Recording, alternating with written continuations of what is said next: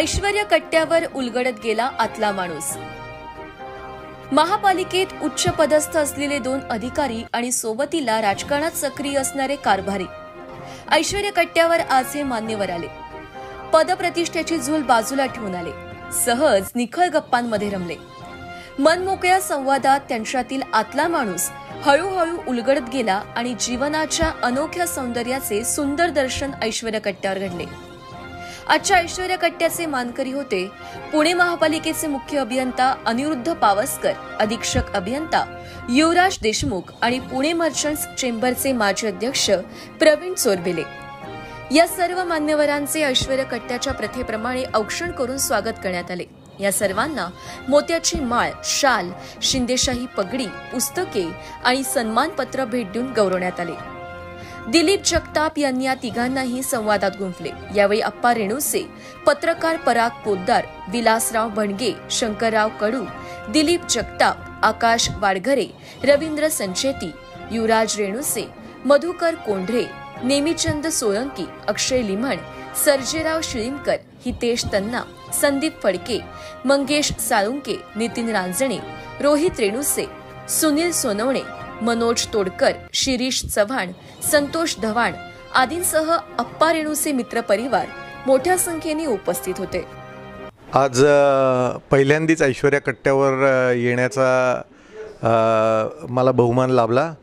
वास्तविक पाहता मी बरेच वर्षांपासून ऐश्वर्या कट्ट्या तिथे येणारे जे सन्माननीय आहेत ते त्यांच्या विचार काय झाले याच्याबद्दल वाचत आलेलो आहे। कुतूहल होतं। आप्पासाहेबांनी आमंत्रण दिल्यामुळे इकडे यायचं मला सौभाग्य लाभलं आणि मी पुणे शहरात अनेक ठिकाणी कट्टे असतात, त्या कट्ट्यांवर मी गेलेलो आहे। पण मला याच्यातलं वेगळं पण असं जाणवलं की जास्त असं घरचं वातावरण, कौटुंबिक वातावरण असल्यासारखं आहे।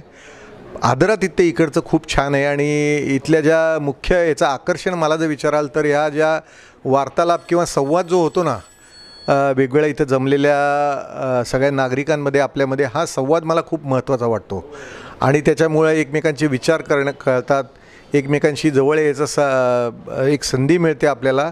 आणि एकूणच हे मी म्हणजे हा 1-1.5 तासाचा जो इथला कालावधी आहे तो माझ्या दृष्टीने स्वप्नवत होता। मी या संदर्भात आप्पा रेणुसे साहेब यांचं खूप खूप आभार मानतो मला इथं आमंत्रित केल्याबद्दल आणि याच्यापुढे विविध जे कार्यक्रम असतील त्या कार्यक्रमालाही मला यायला आवडेल। धन्यवाद। मला ऐश्वर्या कट्टाला बोलवल्याबद्दल मी अप्पा रेणुसेंचे मनापासून धन्यवाद मानतो। खरंच इथे ऐश्वर्या कट्ट्यावर आल्यानंतर इतकं मनमोकळी चर्चा आणि आदरातिथ्य भारावून जातो माणूस आणि लोकांना बोलतं केलं जातं सगळ्यात महत्त्वाचं म्हणजे। आणि अशा पद्धतीचे कट्टे शहरामध्ये वेगवेगळ्या ठिकाणी भरायला पाहिजेत, कारण आत्ता सगळ्यात ते धकाधकीच्या जीवनामध्ये आणि माणसं माणसाला ओळखत पण नाहीत, वेगवेगळ्या पद्धतीने एकमेकांना परसेप्शन काहीतरी वेगळंच असतं, पण प्रत्यक्ष भेटल्यानंतर माणसं खूप वेगळी असतात याचा अनुभव मला आला आणि मला पुन्हा एकदा मला ऐश्वर्या कट्ट्याच्या बोलवल्याबद्दल धन्यवाद मानतो। सर्वात प्रथम ऐश्वर्या कट्ट्याच्या या सर्वांना मी मनापासून शुभेच्छा व्यक्त करतो। विशेषतः म्हणजे अप्पा रेणुसे आणि त्यांची सर्व टीम आज आम्हाला या ठिकाणी बोलवलं आणि ज्या पद्धतीने सन्मान केला खूप मनाला भारून गेलं। पुण्यामध्ये अनेक कट्टे आहेत, परंतु हा कट्टा एक आगळा वेगळा कट्टा आहे। इडली सांबार आणि वडा सांबार खात खात गप्पा गोष्टी करणं आणि काही आपल्या आयुष्यातल्या काही चांगल्या गोष्टी सांगणं, काही अनुभव सांगणं, ह्या कट्ट्याचं महत्त्वाचं उद्दिष्ट तो आहे। आणि अप्पा रेणुसेंनी ह्याच माध्यमातून अनेक लोकांना बोलून असे नवीन नवीन चांगले उपक्रम राबवून लोकांपर्यंत पोहोचवण्याचं काम या निमित्ताने केलेलं आहे।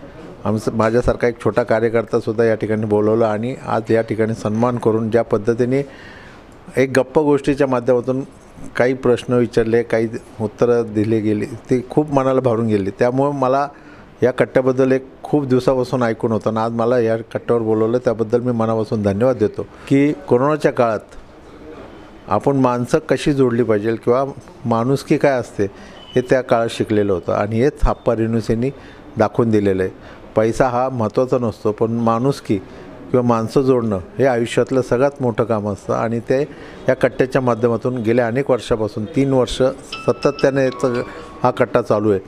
काही कट्टे चालू झाले आहेत, काही बंद पण झालेले आहेत, परंतु हा कट्टा गेले 3 वर्षापासून सातत्याने चालवता जातं आणि समाजातल्या अशा व्यक्तींना बोलवलं जातं की त्यांचे काही चांगले अनुभव, वाईट अनुभव किंवा त्यांच्या आयुष्यातले काही प्रसंग हे सांगण्याच्या या माध्यमातून सांगितलं जातं.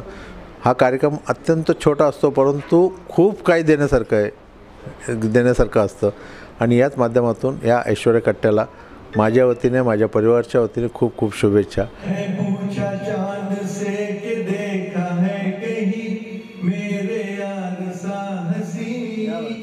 चांद ने कहा चांदनी की कसम नहीं नहीं